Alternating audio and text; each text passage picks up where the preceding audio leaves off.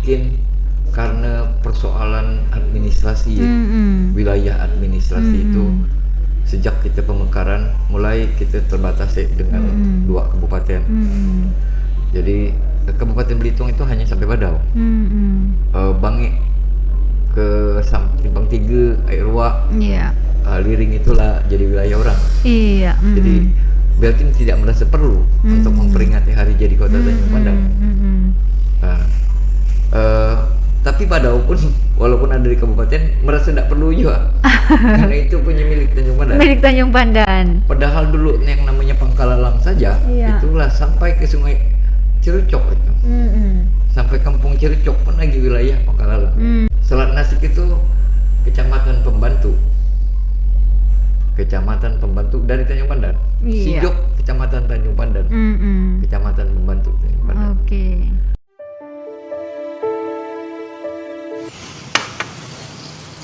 Perenggu jangan lupa subscribe, jangan hanya krip. Administrasi ini sedikit banyak mempengaruhi pola pikir kita terhadap ruang. Nah, kenapa harus kita bercerita tentang Kak Muhammad Saleh? Untuk mengingatkan lagi bahwa ruang Tanjung Pandan itu adalah luas, bukan hanya sebatas administrasi, tapi ada relasi emosi antara warga. Karena orang kadang-kadang kalau ngelihat jam gede ada perasaan dah sampai Tanjung kalau lu melihat jam gede. Itu ikatan emosi orang. Jadi kalau sekarang Tugu Satam. Tapi ruang ini kan bisa mengkerut, bisa melebar. Jadi memang tidak bisa dipungkiri bahwa kita harus menghidupkan daerah-daerah pendukung. Sehingga juga Tanjung Pandan yang begitu sempit ini secara administrasi, kalau dijejali banyak orang tentu tidak akan mampu. Betul. Nah, jadi harus ada perluasan wilayah hari di kota. Memang ada rencana orang untuk memekarkan wilayah Tanjung Pandan ini menjadi kota madya sendiri. Jadi semacam Pangkal Pinang gitu, Bangka. Tapi sampai itu hari memang belum sampai ya. Kalau kita terinspirasi dengan apa yang digagas oleh Muhammad Saleh, Kak Muhammad Saleh ini, seharusnya kita juga punya rancang bangun. Kalau beliau sampai memikirkan gimana ujung Belitung itu terhubung dengan pinggir Belitung, betul. Di Tanjung ini. Padahal beliau diam di kampung umum, di kampung Bebak. Orang Bebak memikirkan bahwa kota ini akan semacam gitu. Tidak mungkin kita tidak berpikir. Biarpun diam di Pungkel Kelekak gitu Kelekak, tapi kan kita harus meluaskan pemikiran kita. Dan itu harus hanya dapat dibuat ketika kita bertemu dengan banyak majelis-majelis ilmu, banyak bertemu dengan gagasan-gagasan baru. Jadi kita tidak berbicara masalah peristiwa demi peristiwa, tidak berbicara peristiwa masa lalu dan peristiwa menghubungkan masa lalu dengan masa sekarang. Tidak berhubungan dengan hanya bersosok masa lalu dengan sosok masa sekarang, tapi gagasan masa lalu dengan gagasan sekarang. Jadi kalau filosof Yunani nyebutnya bahwa strong mind atau kuatnya pemikiran itu terletak pada gagasan-gagasan yang muncul. Jadi beradu gagasan itu menjadi penting. Jangan ketika orang menyebut gagasan, dia pun lah bangsa dia lah rajin luar. Padahal mungkin dengan bangsa tadi rajin ngeluar itu mungkin bisa mengeluarkan ide-ide nih Pak Pen. Ide-ide yang paling yang perlu kita perbincangkan itu bukan orangnya yang mengeluarkan gagasan itu, tapi gagasan itu sendiri gitu. Kalau kita kan subjektivitas kita yang tinggi, sehingga kita lupa bahwa orang ini punya gagasan. Nah, rata-rata average mind, rata-rata orang berpikir tentang peristiwa di mana.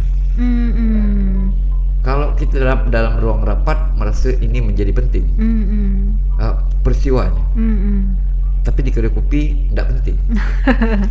Iya. Karena orientasinya peristiwa dan orang. Iya, berbeda begitu Berbeda. kan?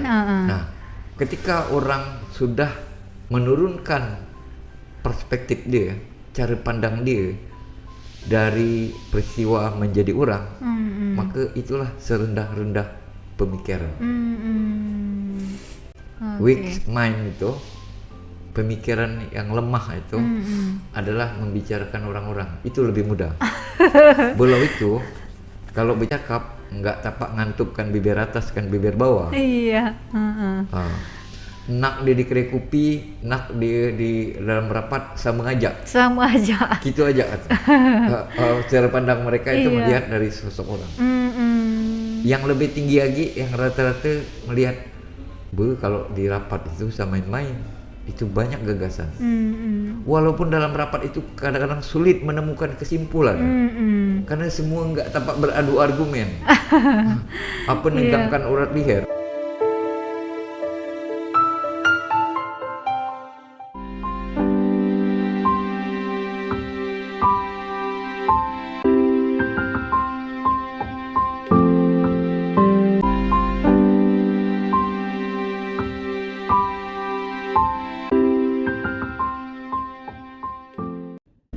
Momentum rancang bangun kota yang dilakukan oleh K.A. Muhammad Saleh itu menjadi penting untuk mengingatkan kita bahwa kita juga harus membangun pemikiran-pemikiran yang kuat terhadap perkembangan kota Tanjung Pandan ini.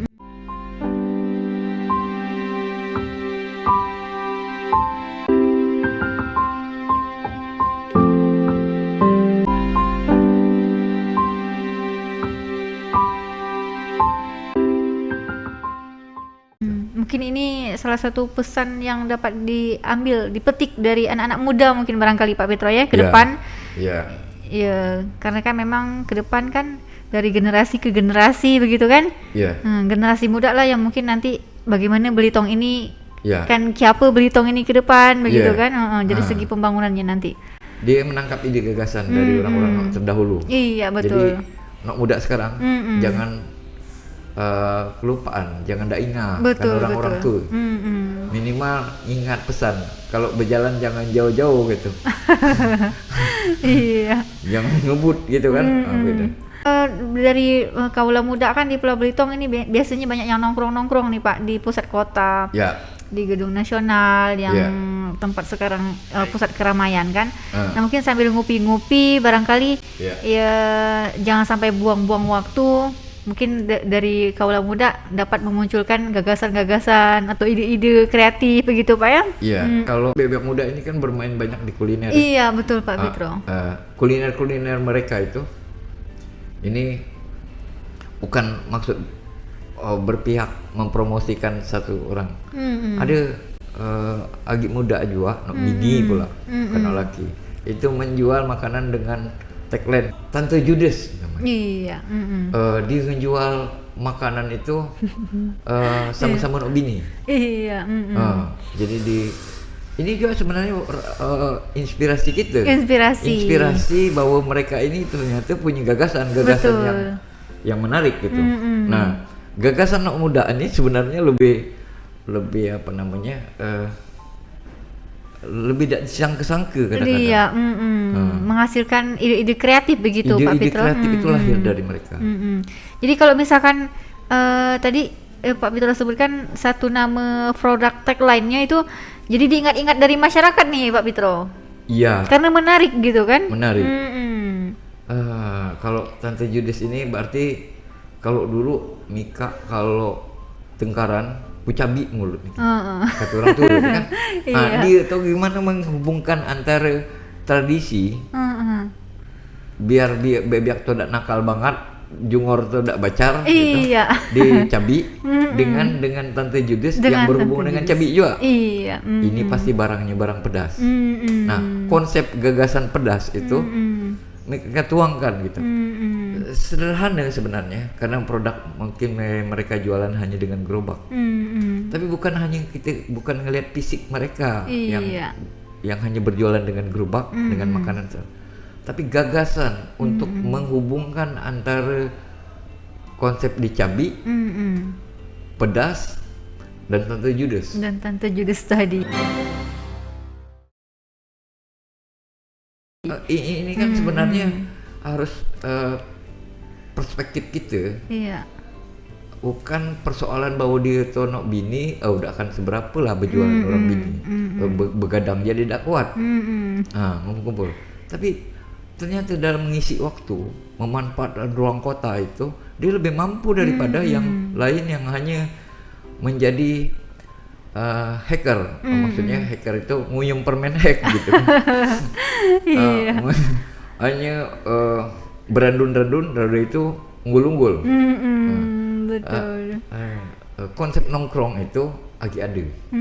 Tapi gimana cara nongkrong yang baik, nongkrong yang produktif dengan nongkrong yang menghasilkan duit. Nongkrong yang menghasilkan duit dan nongkrong hanya sekedar menghabiskan waktu. Nah, mudah-mudahan apa yang dilakukan oleh Kak Muhammad Saleh dengan rancang bangun kota itu dapat diisi ruangnya, diakses oleh segenap masyarakat. Mungkin itu yang pesan terakhir.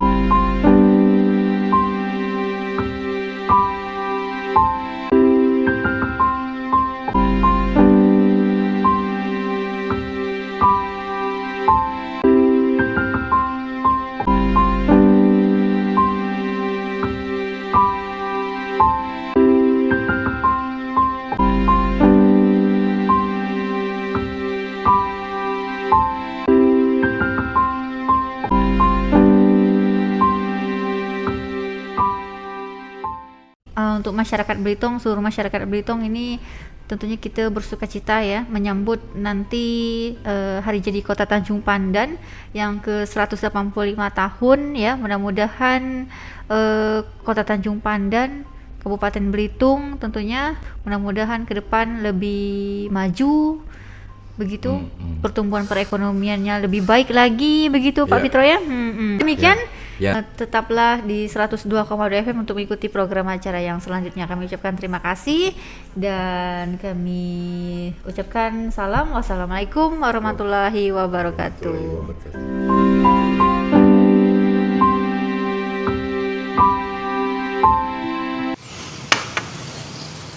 Perenggu, jangan lupa subscribe, jangan hanya krip-krip.